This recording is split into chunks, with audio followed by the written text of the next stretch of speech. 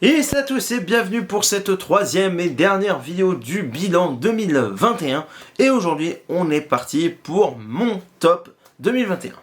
Je tiens à rappeler que c'est un top qui est subjectif, c'est par rapport aux films que j'ai vus moi. Donc dans ce top, vous allez peut-être trouver des films que vous n'avez pas aimés, qui sont peut-être dans vos flops. Je pense surtout à un film en précis, mais je ne dirai pas quoi pour l'instant. Mais peut-être qu'il y a des films que vous avez plus appréciés, qui sont dans votre top. Et ben, c'est comme ça, mais en tout cas... c'est par rapport à mes goûts et c'est mon top. Voilà, bref. En numéro 10, les Olympiades. Elle me rend complètement taré, je pense plus qu'à ça.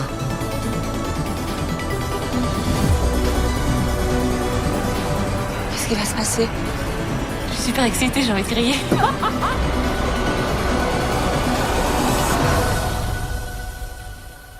Alors les Olympiades, c'est un film que j'ai vu un mois avant sa sortie et j'avais beaucoup aimé, et plus le temps passait, plus le film grandissait dans ma tête. C'est un film que j'ai beaucoup aimé, et en discutant avec mon camarade Jules Melon et Je suis ciné, qui ont vu le film aussi, le film grandissait encore plus dans ma tête. Plus le temps passait, plus je l'avais en tête, et plus je trouvais ce film grandiose par sa mise en scène, par ses acteurs, et surtout par Noémie Merlan, que je trouve grandiose dans ce film.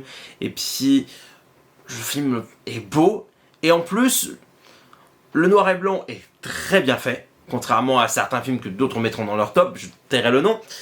Et je trouve que c'est un film qui est grandiose. Je sais que certains ont plus de mal avec ce film, mais c'est pas grave, parce que moi c'est un film qui a grandi dans ma tête, et je trouve un film formidable et qui m'a mis une belle tare dans la gueule. Et quand un film tu l'aimes, et qu'au fil du temps tu l'aimes de plus en plus, c'est que pour moi c'est un très bon film. Donc voilà, les Olympiades, en tout cas, si vous ne l'avez pas vu, je vous le conseille. C'est pas un film qui plaira forcément à tout le monde, mais moi c'est un film que je trouve extraordinaire. En numéro 9, The Suicide Squad.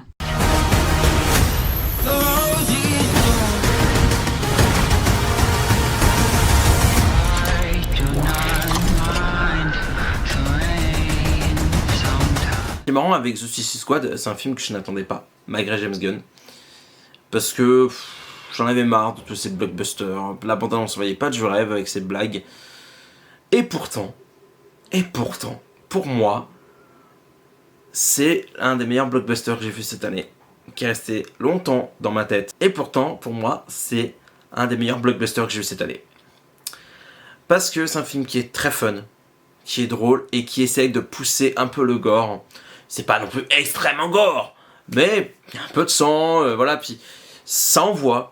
Et j'ai l'impression que James Gunn, là, il s'est encore plus lâché, parce qu'on sait qu'il y avait un minimum de liberté avec les Gardiens de la Galaxie chez Disney. Là, on sent qu'il y a eu encore plus de libération. Et en plus, ce que j'aime avec ce réal, c'est qu'il sait très bien utiliser la musique. Et là, c'est encore le cas dans The Suicide Squad. Puis c'est tellement fun, c'est tellement drôle. Et puis, à peine le film commence, il fait mourir plein de personnages. Et... attends, tu commences comme ça là? Mais non, ça fonctionne tellement, ça fonctionne bien. C'est fun, c'est très bien mis en scène, ça t'en met plein la gueule. Puis la scène avec l'étoile géante à la fin, je fais mais qu'est-ce que c'est de ce truc? Moi je trouvais ça extrêmement drôle, extrêmement fun.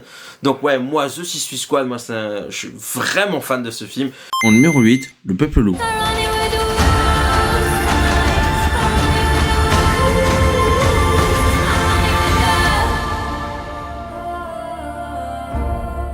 Pour moi, Le Peuple Loup, c'est le film d'animation qui m'a mis le plus de gifles dans la gueule, et celui qui m'a fait le plus chialer. Et un des films qui m'a fait le plus pleurer aussi. Parce que malgré son histoire simple, le film est tellement émouvant. Et puis, dans sa animation graphique magnifique, que je fais putain la tarte que je me suis pris, quoi. Et c'est pour ça que moi, ça me fait rire quand on défend toujours du Disney avec des Luca machin, avec l'animation. Putain, mais arrêtez de croire qu'il n'y a que la 3D ou la superbe animation qui va rendre des choses plus émouvantes. Là, vous voyez, c'est l'animation, certains disent ouais, c'est pas beau, mais c'est moche. Non, plus l'animation elle est belle, c'est beau, mais c'est pas que l'animation, c'est l'histoire, le personnage et tout, cette histoire magnifique. Et plusieurs fois j'ai eu les larmes aux yeux envers ce film, que je trouve vraiment magnifique. Et pour moi, c'est le film d'animation que j'ai pris le plus de plaisir à voir cette année en salle. Et c'est très très beau, et je remercie certains camarades comme Jules Melon, Nightmare, Capitaine Critique qui m'ont conseillé de voir ce film. Et je ne connaissais pas le réal de ce film, donc je vais m'intéresser, je pense, parce que bah ouais, c'est pour moi une belle claque. Et Le Peuple Loup, pour moi, voilà, c'est mon film d'animation préféré de l'année, et puis un de mes films préférés de l'année. En numéro 7, Supernova. We will not starve for lack of wonders, but from lack of wonder.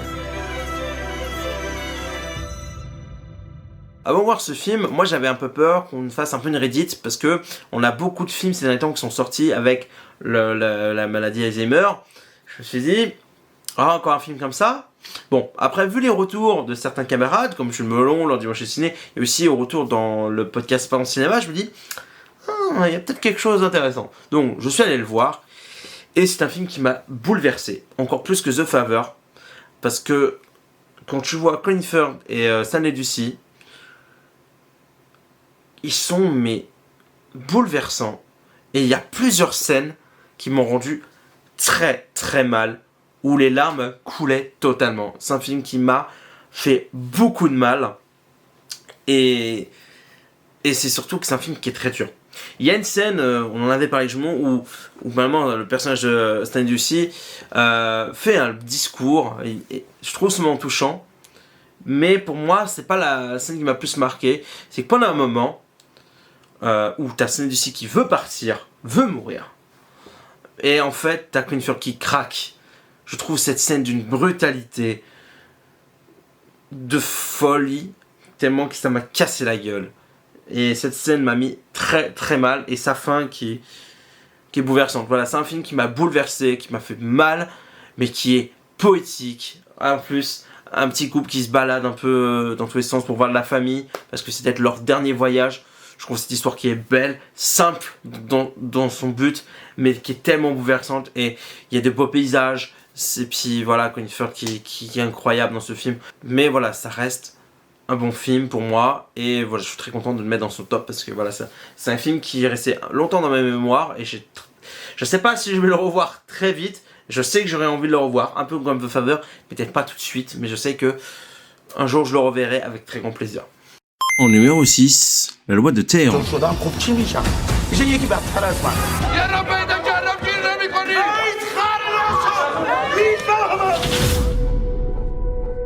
La Loi de Téhéran, c'est un film qui m'a carrément cassé la gueule. Certains diront, ouais, c'est trop pompeux, ça parle beaucoup trop. Mais parfois, les dialogues sont tellement intenses, d'une puissance, accompagnée de sa mise en scène folle, que par moments t'es mal à l'aise, et ça t'en met plein la tronche. Et c'est un film qui est bouleversant, en plus qui est très très très dur, mais c'est un film que je trouve grandiose par pas mal de points.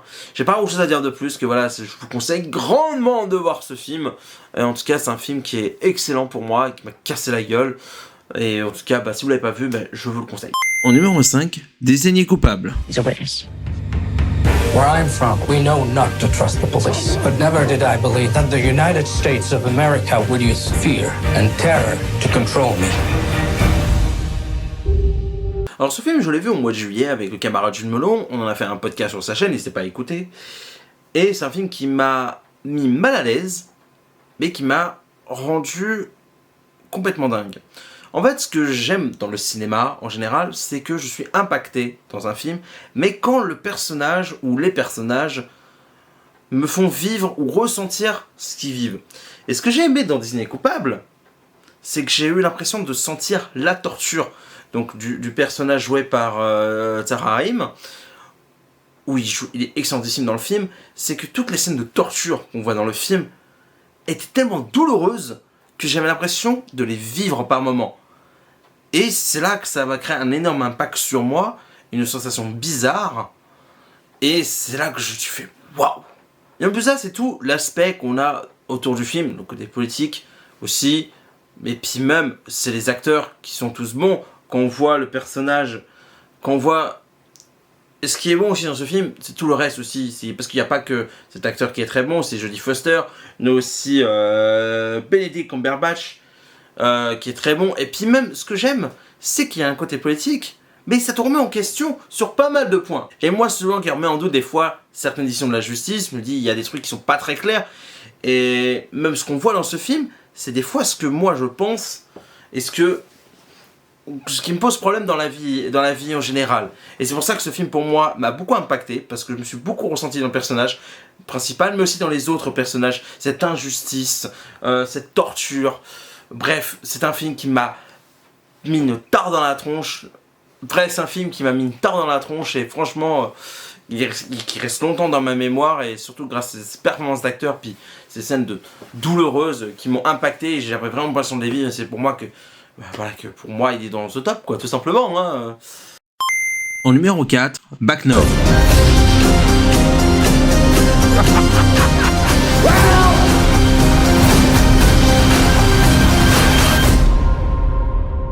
Moi, ce film, je l'avais vu pour la première fois en octobre 2020, lors d'une soirée Cinépass organisée par Pathé Gaumont.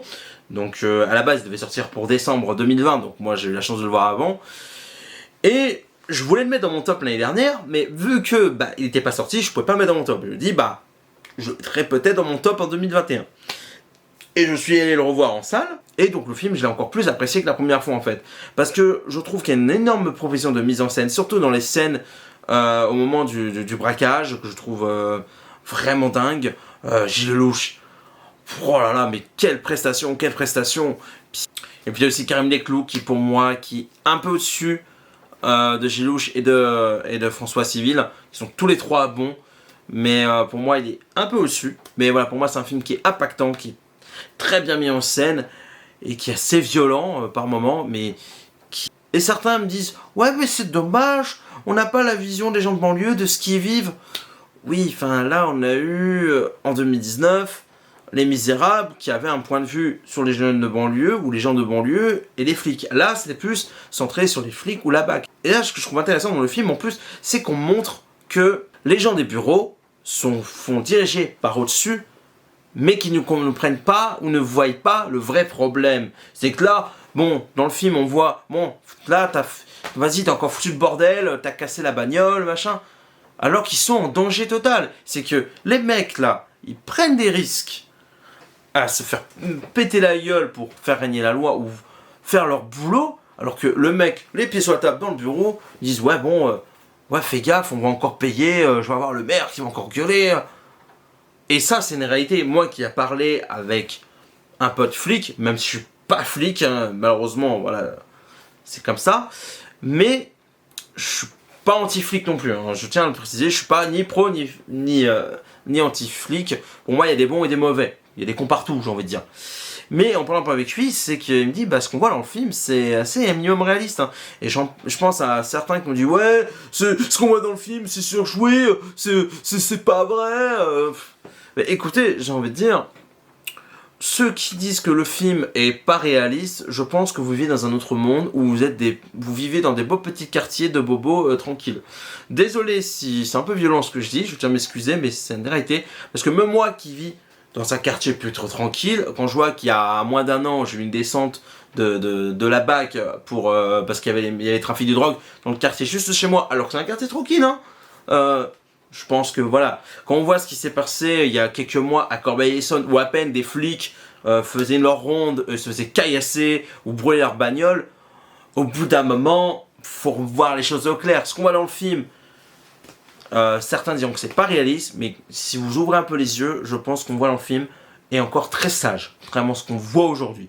Et je vous rappelle, je suis ni pro-flic, ni anti-flic, mais quand on voit ce qui se passe aujourd'hui, depuis de nombreuses années, le laxisme, et qu'on voit qu'on a des gens au-dessus de ces personnes-là qui s'essayent de faire leur taf, qui sont complètement dans le déni total, parce qu'ils veulent pas perdre leur place, ils sont bien dans leur bureau, au bout d'un moment, il faut voir les choses telles qu'elles sont. Et ça, pour moi, c'est un problème.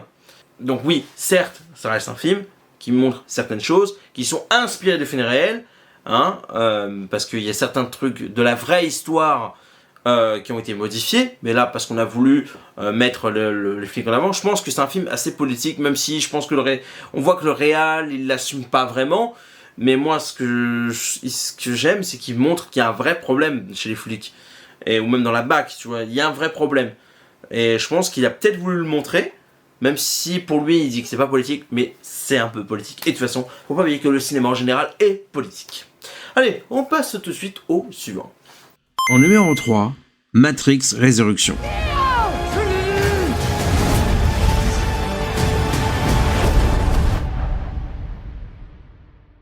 I saw this in a dream.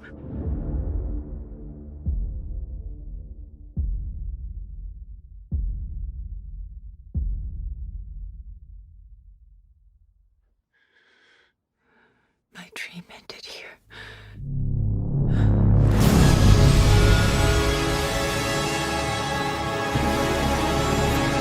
Quand je suis sorti de salle de ce film, je savais qu'il allait énormément diviser entre ceux qui vont trouver ça naze, ceux qui vont trouver ça bien, ceux qui vont trouver ça incroyable.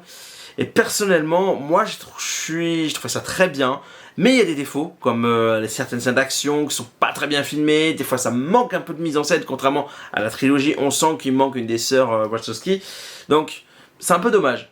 Et en dehors de ça, le message de base, je le trouve très intéressant, c'est assez méta, je peux comprendre que ça plaise pas. Certains vont dire c'est prétentieux, certains vont dire ouais vas-y, tu proposes un message mais tu fais pareil.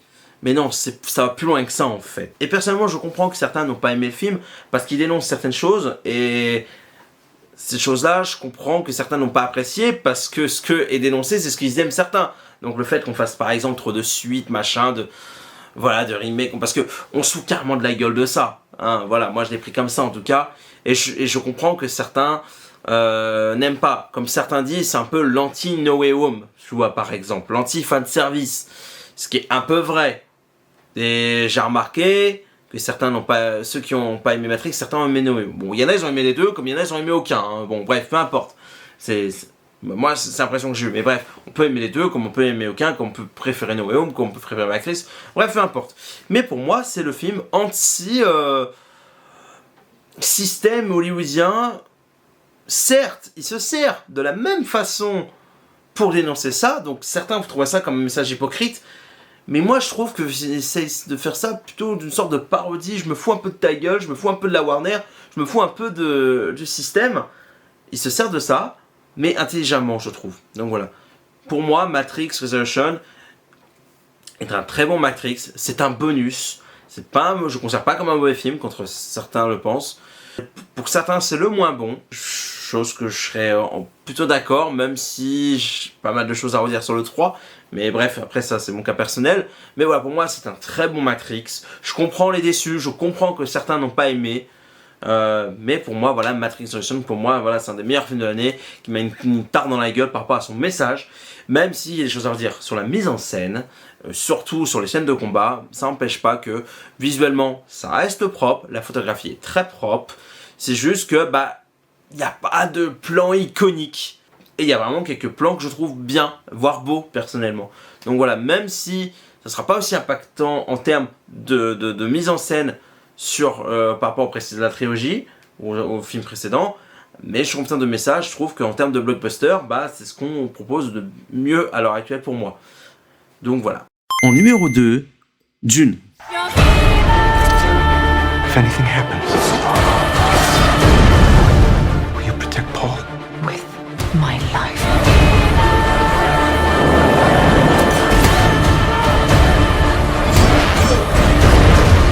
Only together can we stand a chance.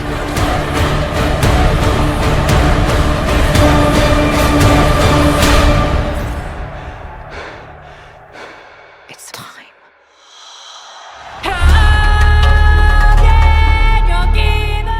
Alors Dune, c'était le film que j'attendais le plus en 2021 parce que j'aime énormément Denis Villeneuve, j'aime beaucoup ce qu'il fait en tant que réalisateur et parce que je trouve que c'est un très bon réal et en plus de ça les bandes annonces m'ont donné clairement envie. Après je n'ai pas vu la version Lynch, je n'ai pas vu les bouquins, donc j'attendais un film par rapport aux bandes annonces et donc le film a rempli mes attentes, mais en plus il a répondu au-dessus de mes attentes, c'est encore mieux de ce que je m'attendais. C'est un film que j'attendais là, et il était là-haut, Donc voilà, et je l'ai vu 2 fois en salle. Et pour vous dire, j'ai revu quelques scènes sur internet, quelques mois après le visionnage, et ça m'a redonné des frissons. Parce qu'en plus de la mise en scène splendide, une photo magnifique, Il y a la BO qui est excellente, qui est pour moi une des meilleures BO de Zimmer depuis pas mal d'années. Même si le gros défaut de cette BO, c'est que tu peux pas l'écouter seul, tu peux pas l'écouter sans film. Contrairement à les BO comme Interstellar, Inception, Pirates des Caraïbes ou d'autres BO de Zimmer, ou même d'autres qui sont pas marquantes, c'est que là tu peux pas l'écouter, tu auras plus de mal à l'écouter sans regarder le film. Mais c'est un petit défaut pour moi cette BO, mais que je trouve très très bien personnellement, voilà moi. Mais c'est vrai que c'est pas une BO que je vais réécouter si je regarde pas le film. Et sinon, bon, un des défauts du film, c'est que ça manque un peu d'émotion. C'est ce que beaucoup reprochent au cinéma de Denis Villeneuve, c'est le manque d'émotion. Et je suis assez d'accord là-dessus. Mais moi en tout cas, en dehors de ça, moi j'ai passé un très bon moment en salle. En plus je l'ai vu en IMAX, donc en plus bah voilà, maxi format, en plus il a été filmé en IMAX, donc voilà encore. En numéro 1, Annette.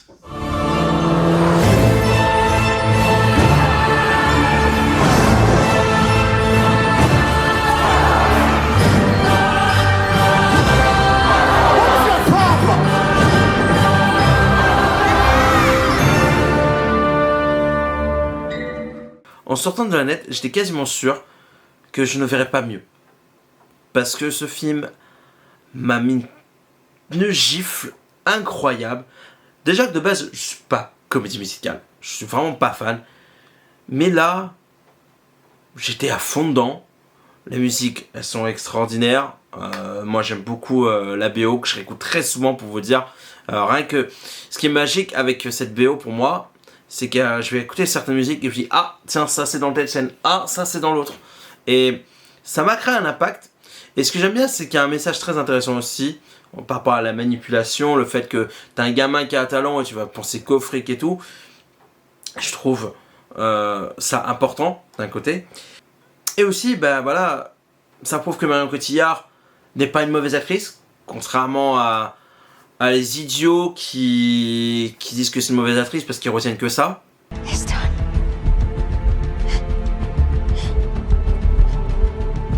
Et bien sûr pour moi la star du show, ou même la star du film, c'est Adam Driver, qui me surprend de plus en plus à chaque fois, qui est pour moi un excellent acteur et que pour moi je trouve extraordinaire. Et là il le prouve une fois de plus. Il nous prouve une fois de plus que c'est un acteur mais grandiose, qui m'a bluffé. Et j'espère qu'il va avoir au moins une nomination pour les Oscars, parce qu'il y a eu 3 performances cette année, donc entre le dernier duel, House of Gossi et Annette. Pour moi, là où j'ai plus aimé, c'est pour Annette. Et j'espère au moins qu'il aura au moins une nomination pour 1 et 3, parce que sinon je trouve ça scandaleux, parce que 3 très bons rôles, où il est très bon à chaque fois. Donc ce serait pour moi un énorme scandale, parce que je trouve que voilà, que Adam Driver est incroyable dedans. Et personnellement, je ne connais pas le cinéma de Léos Carax. C'était mon premier Léos Carax et j'ai pris une tare dans la gueule. Même s'il y a certains plans, certains effets qui sont ou un peu les fonds verts. Bref, voilà, pour moi, Annette, voilà, c'est un film qui m'a marqué cette année. C'est le film qui m'a le plus marqué, qui m'a beaucoup ému, qui m'a beaucoup touché, en plus qui a été impactant. Et en plus de ça, bah, visuellement c'était pas mal. Et puis surtout bah, les musiques, et puis voilà, les acteurs qui sont bons. Donc bref, pour moi, Annette, c'est mon film préféré de l'année. Je sais que certains le mettent dans le flop, mais c'est pas grave, j'ai envie de dire. Hein. Après, je peux comprendre parce que c'est pas un film qui est assez accessible pour tout le monde. Certains, ça peut être bizarre. C'est un film qui peut être bizarre pour certains. J'ai même vu des gens sur Twitter dire que c'était une torture ce film. C'est un peu violent hein, quand même, mais bon, c'est pas grave, c'est mon film préféré. Voilà, c'est la fin de ce top et c'est la fin des bilans 2021. J'espère que ça vous a plu. N'hésitez pas à donner votre top de l'année. J'aurai plaisir à regarder vos commentaires. En tout cas, bah, je tiens à rappeler que c'est subjectif. Je ne jugerai pas vos goûts, vous, donc ne jugez pas les miens. On peut parler des films, il n'y a pas de souci. En tout cas, on se retrouve très vite pour de nouvelles vidéos. Je vous fais des gros bisous. À la prochaine. Ciao.